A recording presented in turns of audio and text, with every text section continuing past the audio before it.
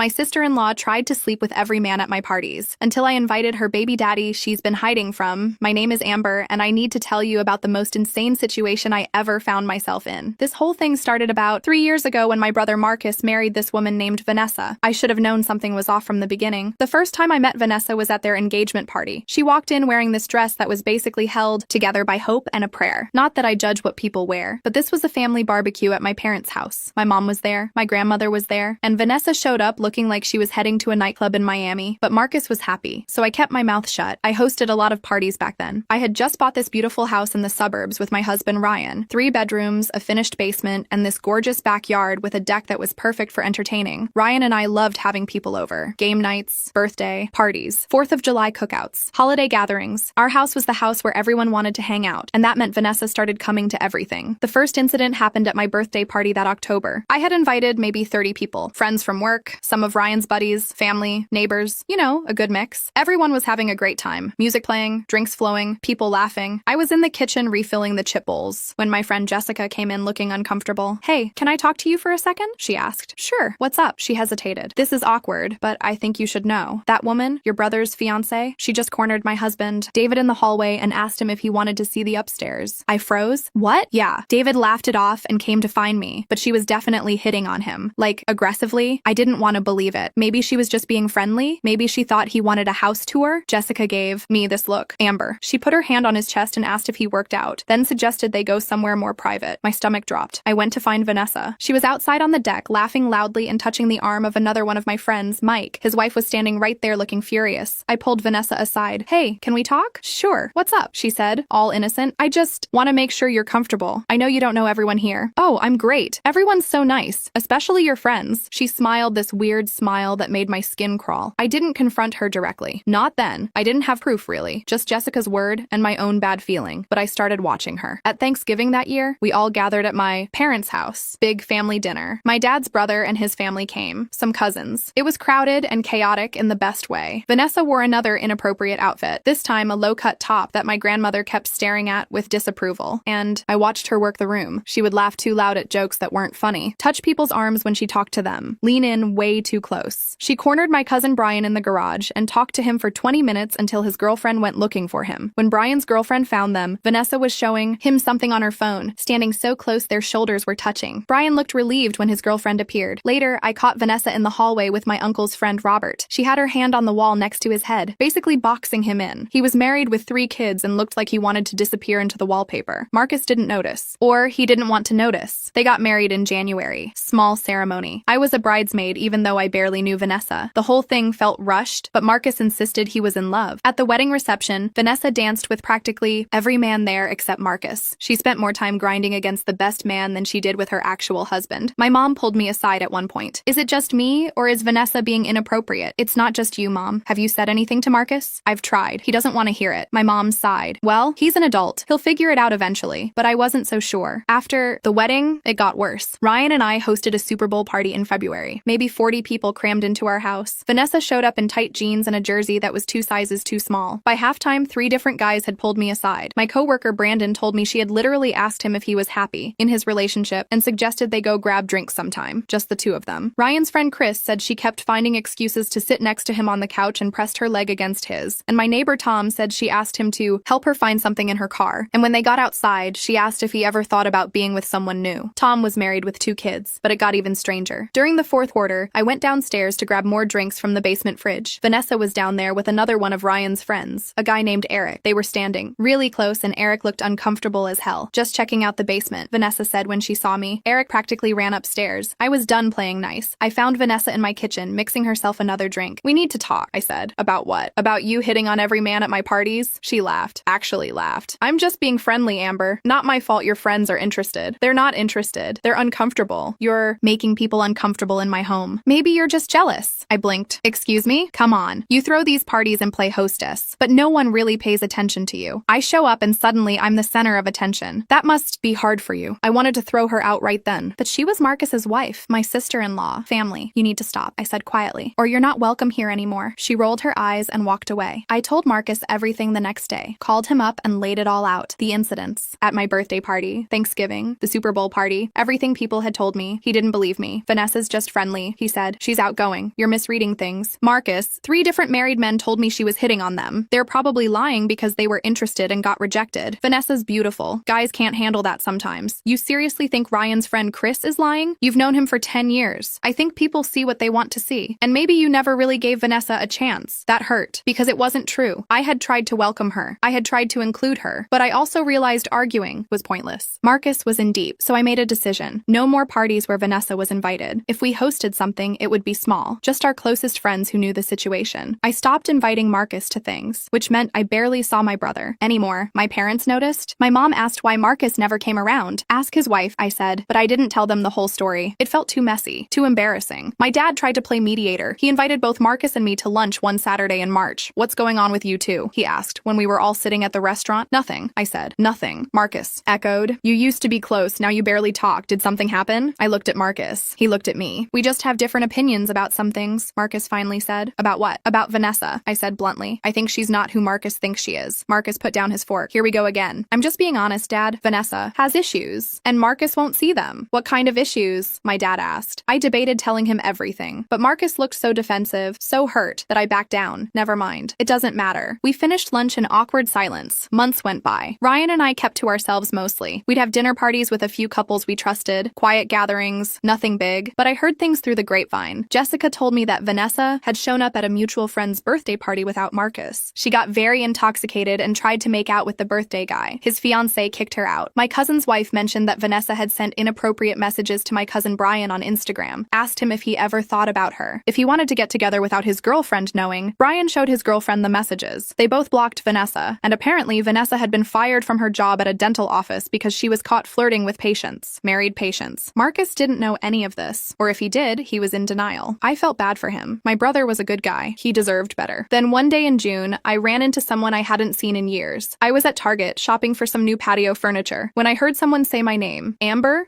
Davis. I turned around. Standing there was this guy named Tyler Chen. We had gone to high school together. Hadn't seen him since graduation. Oh my God, Tyler. Hi. Wow. It's been forever. How are you? We chatted for a bit, caught up. He told me he was back in town after living in California for a few years, working as a software developer. Just moved back to be closer to family. We should grab coffee sometime, he said. Catch up properly. Yeah, definitely. Actually, my husband and I are having a small barbecue this Saturday. Just a few people. You should come. I don't know why I invited him. Maybe because he seemed normal, nice, safe. He showed up on Saturday with a 6-pack of craft beer and a big smile. Ryan liked him immediately. They got talking about sports and video games. Tyler fit right in with our small group of friends. At one point, Tyler and I were standing by the grill, and he mentioned something that caught my attention. So I actually know your sister-in-law, he said casually. I almost dropped my drink. What? Vanessa? Yeah, we dated back in college for a while. Didn't end great, but that was years ago. My mind was racing. You dated Vanessa? Well, dated is maybe generous. We hooked up for a few months. She was intense, really clingy. Then she just disappeared one day, blocked me on everything. I heard through mutual friends that she had moved across the country. When was this? He thought about it. Maybe 4 years ago? I was finishing up my degree 4 years ago, right before she met Marcus. Did she ever mention anything about, I don't know, her past? Family? Tyler looked uncomfortable. Why are you asking? I'm just trying to understand her better. She's been difficult. He sighed. Look, I don't want to start drama, but when we were together, she told me some things. She said she had a kid, a baby, but she gave it up because she couldn't handle being a mom. I felt like I'd been punched. She has a child? I don't know if it's true. Vanessa lied about a lot of things. She might have made it up for sympathy or attention, but she told me she had a baby when she was 20 and gave the father full custody. Said she just wasn't ready for that life. Marcus had never mentioned this, which meant Vanessa had never told him. Did you ever meet the father? I asked. No, she never talked about him. Just that he existed somewhere with their kid. Tyler left. A few hours later, and I couldn't stop thinking about it. If Vanessa really had a child, why would she hide it from Marcus? They had been together for 3 years, married for 6 months. That seemed like something you'd mention, unless she was running from something. I did what anyone would do. I started digging. I found Vanessa's Facebook profile. It was locked down pretty tight, but I could see her friends list. I went through every single person, looking for clues, and I found him. A guy named Cameron Rodriguez. His profile picture showed him with a little girl who looked about 4 years old. The resemblance to Vanessa was striking. Same eyes, eyes, same nose, same smile. I clicked through his public photos. There were dozens of pictures of him with this little girl. At the park, birthday parties, the zoo. He was clearly a devoted father. And in some of the older photos, from about 5 years ago, there was Vanessa, pregnant Vanessa. Vanessa holding a newborn baby. Vanessa looking young and overwhelmed. Then the photos stopped. The more recent ones were just Cameron and the little girl. No Vanessa. I checked his relationship status. Single. His location said he lived about 40 minutes away from us. Right here in the same state. I sat there staring at my laptop screen, my heart pounding. Vanessa had a daughter she had abandoned. And now she was playing this game at my parties, hitting on married men, pretending to be someone she wasn't. I spent the next few days obsessing over it. I looked up Cameron's Instagram. More photos of the little girl. Her name was Riley. She looked happy, loved, well cared for. There were photos of Riley at what looked like preschool graduations, at the beach, eating ice cream, playing with toys. Cameron seemed like a good dad. Every caption was something sweet. My little sunshine. Best day at the park with my girl. Riley insisted on wearing her tutu to the grocery store. Who am I to say no? It made me angry all over again. This little girl had a mother who abandoned her, and that mother was now married to my brother, lying about her entire past. I should have told Marcus right away. That would have been the right thing to do. But I was angry. So angry. Angry at Vanessa for lying, for making my brother look like a fool, for disrespecting my home and my friends. So I came up with a different plan. Ryan thought I was crazy when I told him, "You want to invite this random guy to our 4th of July party?" He asked. "He's not random. He's Vanessa's baby daddy, the one she abandoned. Amber, this is playing with fire. She's been playing with fire at every single one of our parties. Hitting on married men, making people uncomfortable, lying to my brother. I'm just evening the score. By ambushing her, by giving her a taste of her own medicine." Ryan looked at me for a long moment. "You really want to do this?" "Yes," he sighed. "Okay, but I'm staying close, in case things get ugly." I sent Cameron a message on Facebook, kept it simple. "Hi, Cameron. You don't know me, but I'm Marcus Hayes' sister. Marcus is married to Vanessa. I'm having a 4th of July party, and I'd love for you to come. I think it's time some people met you. If you're interested, here's my address and the time." He responded. Within an hour. "Does Vanessa know you're inviting me?" "No, and she doesn't know Marcus knows about Riley either, because she never told him." There was a long pause. I could see he was typing, then stopping, then typing again. Finally, she never told him about Riley, never mentioned her. Not once. "In 3 years. Another pause. "I'll be there." The 4th of July party was our biggest gathering since the Super Bowl. I invited everyone. All our friends, family, neighbors, and of course, Marcus and Vanessa. I even invited people I hadn't seen in a while. Old college friends, co-workers from my first job. I wanted a crowd. I wanted witnesses. Marcus was happy I had included them. He thought maybe I was finally coming around to Vanessa. "I'm glad we're going to be there," he said on the phone. "I missed hanging out at your place." "Yeah, me too," I lied. The guilt was eating at me a little. Not enough to call off my plan, but enough to make me second-guess myself a few times. Ryan noticed. "You okay?" he asked the night before the party. I keep thinking maybe I should just tell Marcus privately, not do this whole confrontation thing. You could, but would he believe you without seeing it for himself? That was the thing. Marcus had defended Vanessa every time I brought up concerns. He needed to see the truth. He needed proof. Besides, Ryan added, Cameron deserves to confront her too. She abandoned their daughter. She should have to face that. He was right. The party started at 2 in the afternoon. People began showing up right on time. The weather was perfect. Sunny and warm, but not too hot. Ryan had the grill going. I had set up tables full of food in the backyard. My mom brought her famous potato salad. My dad was in charge of the cooler, making sure everyone had cold drinks. My cousin brought sparklers for later when it got dark. It felt like old times, before Vanessa, before all the drama. Marcus and Vanessa showed up around 2:30. Vanessa wore a red bikini top and denim shorts, in front of my entire family. My mom looked scandalized. My dad just shook his head and muttered something under his breath. My grandmother, who was 85 and had no filter, said loudly, "Is that girl wearing underwear or a bathing suit?" A few people laughed nervously, but Marcus didn't seem to notice anything wrong. He grabbed a beer and started chatting with people. Vanessa immediately started her routine, touching arms, laughing too loud, positioning herself near groups of men. Watched her corner Ryan's coworker Mike by the cooler. Saw her lean in close and whisper something that made him back away quickly. Then she moved on to my cousin Daniel, then to Tom from next door. She was like a shark circling prey. At one point, she actually sat down in my friend Brandon's lap, just plopped herself down while he was sitting in a lawn chair. His wife looked furious. Brandon stood up so fast that Vanessa almost fell on the ground. "Sorry," Vanessa said with a giggle. "I thought you wouldn't mind." "I mind," Brandon's wife said flatly. Vanessa just shrugged and moved on. I checked my phone. 3:30. Cameron should be arriving soon. My heart was pounding. I felt like I might throw up. Ryan squeezed my shoulder. "You sure about this?" Too late to back out now. At around 4 o'clock, the doorbell rang. Ryan looked at me. I nodded. He went to answer it. Cameron Rodriguez walked into my backyard carrying a bottle of wine and looking nervous. He was tall, maybe 6'2", with dark hair and kind eyes. He wore jeans and a nice button-down shirt. He looked like a normal guy. A good guy. Not the kind of guy you'd abandon with a baby. "Thanks for having me," he said quietly to me. "Thank you for coming," I replied. Vanessa hadn't noticed him yet. She was too busy talking to Jessica's husband again, standing way too close. I walked Cameron over to the drink table, got him a beer, introduced him to Ryan. Cameron, this is my husband Ryan. Ryan, this is Cameron Rodriguez. He's an old friend of Vanessa's. Ryan shook his hand. Nice to meet you. You too. So how do you know Vanessa? Ryan asked, playing along. Perfectly. We have a daughter together, Cameron said simply. Several people nearby went quiet. They were listening now. That's when Marcus walked over. Hey, Amber, do we have any more? He stopped, looked at Cameron. Sorry, I don't think we've met. Cameron extended his hand. Cameron Rodriguez. Marcus shook it, confused. Marcus Hayes. Are you a friend of Amber's? Actually, I'm here because I know your wife. The color drained from Marcus's face. You know Vanessa? Yeah, we dated about 5 years ago. We have a daughter together. Her name's Riley. She just turned 4. I watched my brother process this information. Watched his expression go from confusion to shock to anger. What are you talking about? Marcus said quietly. More people were gathering now, sensing drama. The backyard was getting quiet. That's when Vanessa noticed. She had been standing about 20 feet away, but she must have heard Cameron's voice or seen him or something, because she went completely pale. She froze, just stood there staring. Then, slowly, like someone walking to their execution, she made her way over. Cameron, she said. Her voice was barely a whisper. Hey, Vanessa, he said calmly. Long time. Marcus looked between them. Someone want to explain what the hell is going on? Vanessa's mouth opened and closed. No sound came out. Cameron spoke instead. Vanessa and I were together for about 2 years. We had a daughter, Riley. Vanessa decided when Riley was 6 months old that she didn't want to be a mother. She signed over full custody to me and left. Haven't heard from her since. The backyard had gone completely silent now. Everyone was watching. Marcus turned to Vanessa. Is this true? She finally found her voice. Marcus, I can explain. Is it true? He said louder. Do you have a daughter?